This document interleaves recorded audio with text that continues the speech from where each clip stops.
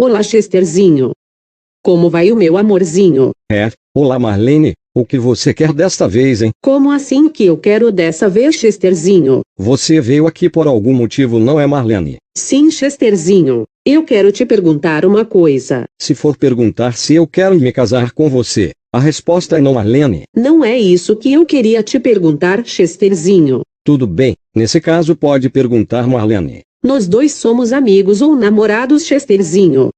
Deixa-me ver. Difícil essa sua pergunta. Não é difícil, Chesterzinho. A resposta é bastante óbvia. Bom, nisso você tem razão, Marlene. A resposta é bastante óbvia. Nós não somos nem amigos, nem namorados, Marlene. Espero que eu tenha respondido a sua pergunta, Marlene. Até mais. Puxa vida, agora o Chesterzinho me deixou deprimida. Puta que pariu.